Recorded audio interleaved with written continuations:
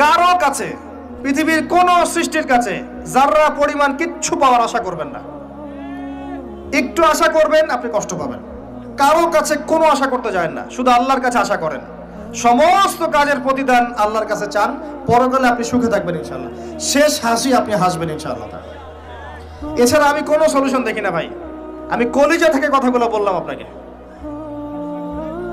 আর যে কথা কলিজা থেকে বের হয় সেই কথা আপনার কলিজার মধ্যে আঘাত করবে ইনশাআল্লাহ। সব কাজ শুধু আল্লাহর জন্য করেন, কেউ আপনার আপন না। আল্লাহ ছাড়া কেউ আপনার আপন নয়। আপনি ভুল করবেন যদি আপনি অন্য কাউকে আপন মনে করেন। আপনার পলিটিক্যাল লিডার, আপনার প্রশাসনের স্যার, আপনার পরিবারের স্ত্রী, আপনার সন্তান, হাবি হাবি যা যা আছে, যদি মনে করেন আমার আপনজন, আপনি ভুল করবেন। সবাই সবার স্বার্থ চেনে, সবাই সবার স্বার্থ চেনে। শুধু আল্লাহ আপনাকে নিঃস্বার্থভাবে ভালোবাসেন। আল্লাহ পাক স্বার্থ চান না। সারাটা জীবন পাপ করে থাকলেও একটা বার দাঁড়িয়ে খালি বলেন আল্লাহ আস্তাগফিরুল্লাহ ওয়া আতুবু ইলাইহি। মন থেকে বলেন আল্লাহ আমি ভুল করেছি, আল্লাহ আমাকে মাফ করে দাও।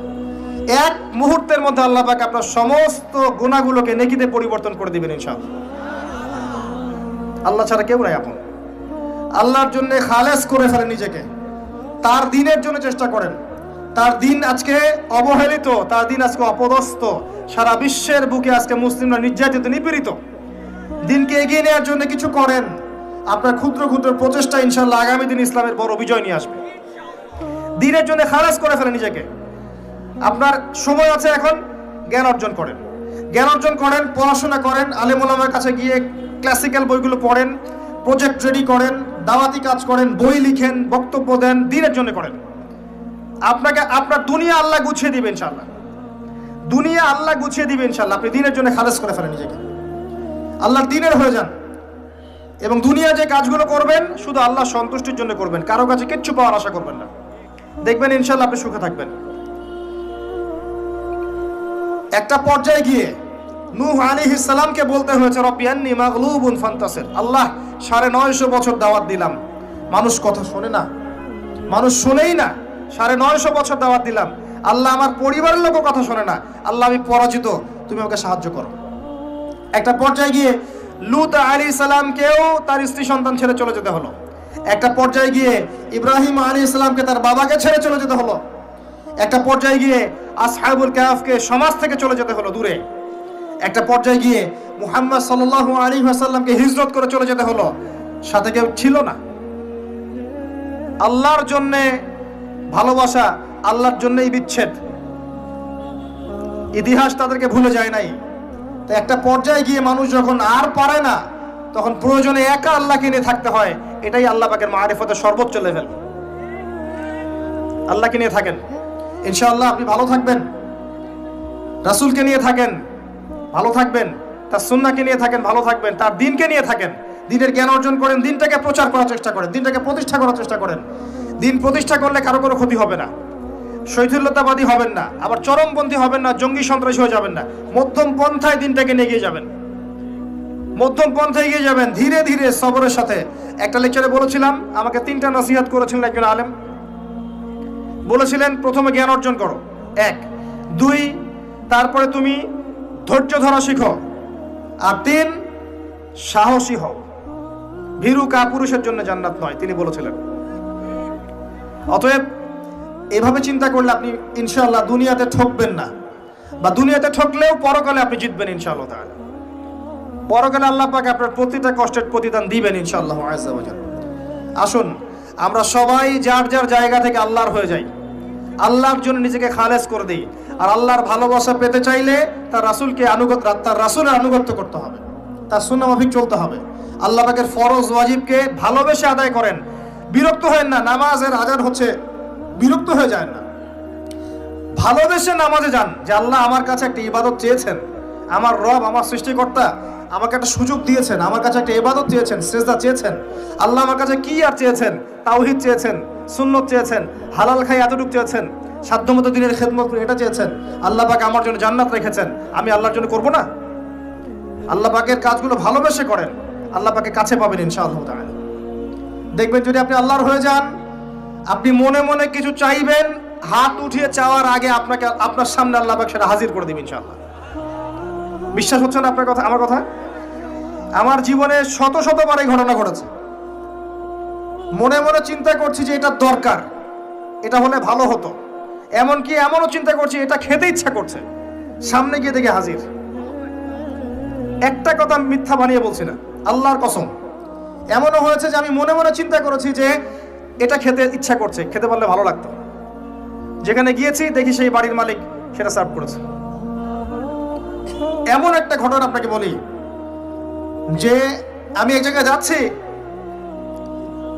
জিজ্ঞাসা করছি যে কি রান্না করছো, বলছে খিচুড়ি রান্না করছে। ঠিক আছে, খুব খুশি, খিচুড়ি খাবো বাসায় গিয়ে। কোনো একটা কারণে রাস্তায় আমার একটা বিপদ হলো। বিপদ হওয়ার পরে আমি বাসায় যেতে পারলাম না, কোনো একটা জায়গায় আমাকে থাকতে হলো অল্প সময়। সেখানে আমার পরিচিত তিনি ভাই, সে আমাকে বলছে কিছু খেয়ে নেন। ঠিক আছে, কি আছে নিয়ে আসেন। খাবার নিয়ে আসা হলো, দেখলাম খিচুড়ি। কথা কি বুঝতে পারছেন? দেখে আমার চোখ দিয়ে এক ফোঁটা পানি পড়লো খাবারের উপরে, যে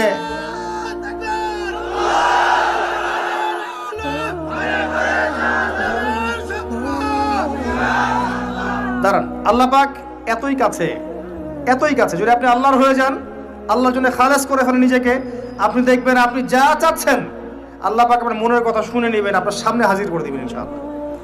কিচ্ছু ভাববেন না, আল্লাহকে ছাড়া কোনো দিকে ভাবার দরকার নাই। আল্লাহর দিন আজকে একটা চরম অবমাননাকর জায়গার মধ্যে আছে, আপনি বুঝতে পারছেন না। দুই চোখ দিয়ে দেখেন, সারা বিশ্বের প্রেক্ষাপটের সাথে মুসলিমদের অবস্থা মেলান, দেখবেন আমরা আর সে আগের জায়গায় নাই।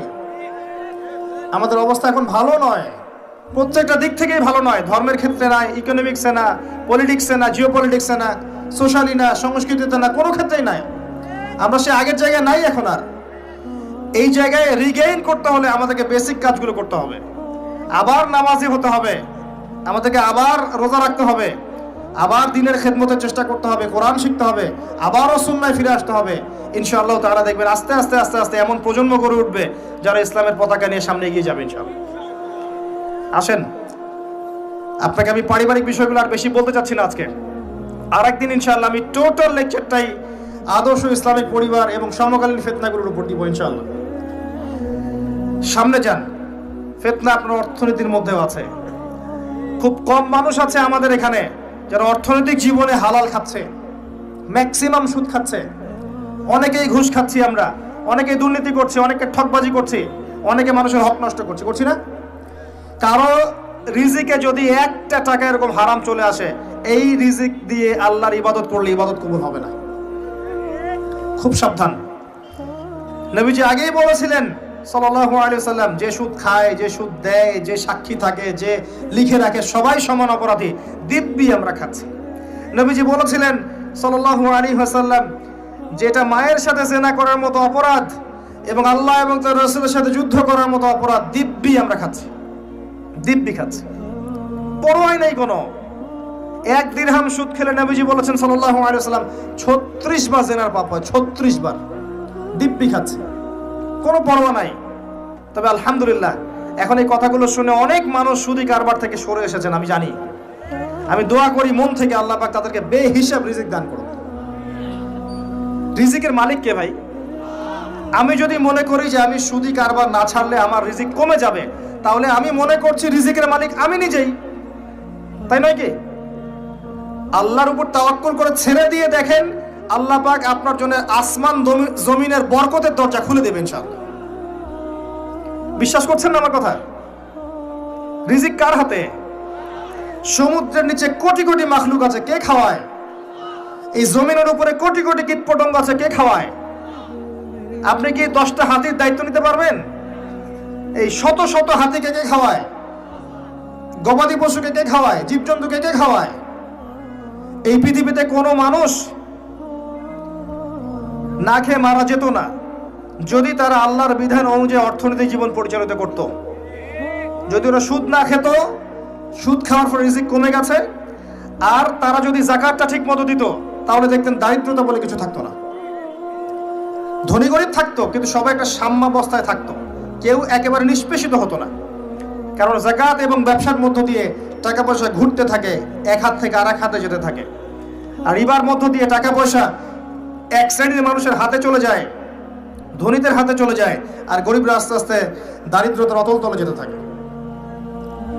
আপনার অর্থনৈতিক জীবন ঠিক নাই, দেখবেন এখানে ফিতনার শেষ নাই। অন্যদিকে আসেন, আপনি সামাজিকভাবে দেখেন, সামাজিক জীবনে ফিতনার শেষ নাই। খেয়াল করে দেখেন আত্মীয়তার সম্পর্কগুলো নষ্ট হয়ে যাচ্ছে। খেয়াল করে দেখেন এখন টাকার জন্য সন্তান বাবাকে হত্যা করে, সন্তান মাকে হত্যা করে, ভাই ভাইকে হত্যা করে, বোন বোনকেও হত্যা করছে। প্রতিবেশীর হক আমরা দিতে পারছি না, আত্মীয়তার হক দিতে পারছি না, জমি নিয়ে দ্বন্দ্ব, বাড়ির সীমানা নিয়ে দ্বন্দ্ব, ব্যবসা নিয়ে দ্বন্দ্ব, দ্বন্দ্বের শেষ নাই। এটা সোশ্যাল জীবনে হচ্ছে।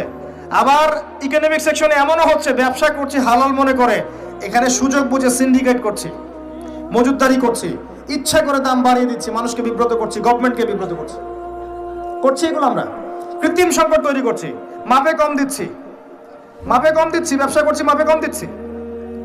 অমুসলিম ব্যবসা করছে মাপে সঠিক দিচ্ছে, অমুসলিম ব্যবসা করছে মাপে সঠিক দিচ্ছে। অমুসলিম ব্যবসায়ী সিন্ডিকেট করছে না, একজন হিন্দু ব্যবসায়ী আল্লাহ পাক তাকে হেদায়েত করুক, সে মাপে কম দিচ্ছে না, সিন্ডিকেট করছে না, কৃত্রিম সংকট তৈরি করছে না, মুসলিমরা করছে। রমজান মাসকে কেন্দ্র করে মুসলিমরা ব্যবসা করে নিচ্ছে, সুবহানাল্লাহ। আর মানুষ সামান্য নিত্য প্রয়োজনীয় দ্রব্যের জন্য ট্রাকের পিছনে দৌড় দিচ্ছে। কি একটা দৃশ্য, সুবহানাল্লাহ। এর ফলাফল আপনি পাবেন, মানুষের হক নষ্ট করার ফলাফল পাবেন। কিয়ামতের মাঠে এর বিচার না করে আল্লাহ পাক ছাড়বেন না। এত সহজ না কোনো কিছু। আল্লাহ পাক কিয়ামতের মাঠ রেখেছেন, রাখার দরকার ছিল, না হলে কোনো জালেমের বিচার হতো না। যত জালেম এই পৃথিবীতে পার পেয়ে গেছে, কিয়ামতের মাঠে কেউ পার পাবে না। এই জন্য আল্লাহ পাক কিয়ামতের মাঠ রেখেছেন, এবং এটা রাখা উচিত ছিল। আল্লাহ পাক শুধু গফুর রহিম নন, আল্লাহ পাক হচ্ছেন আদেল, ন্যায় বিচারক। আল্লাহ পাকের আদালত আছে। সোশ্যাল লাইফে আরো দেখবেন, যুব সমাজকে তাকাবেন, দেখবেন ম্যাক্সিমাম যুবক এখন মাদকের সাথে সম্পৃক্ত। মাদক বলতে আমি সিগারেটকেও বুঝিয়েছি। কয়টা ছেলে পাবেন স্মোক করে না? এখান থেকে শুরু করে আস্তে আস্তে গাঁজা, ফেন্সিডিল, ইয়াবা পর্যন্ত চলে যায়। ক্যাসিনোতে রাত কাটায়, জুয়া খেলে, দেখবেন আপনি মেয়ে নিয়ে ফুর্তি করছে, জেনা করছে। সমাজের দিকে তাকান, বেশি বেশি জেনা বেড়েছে। পাড়ায় পাড়ায়, মহল্লায় মহল্লায় জেনা, জেনা আর জেনা। বেশি বেশি ধর্ষণ বেড়েছে। ধর্ষণ তো বাড়বেই, কারণ পর্নোগ্রাফি যে আছে। পর্নোগ্রাফি বন্ধ না করতে পারলে ধর্ষণ বন্ধ হবে না। পর্ন ফ্রি অ্যাক্সেস, সবাই মোবাইলের মধ্যে পর্ন দেখতে পারে।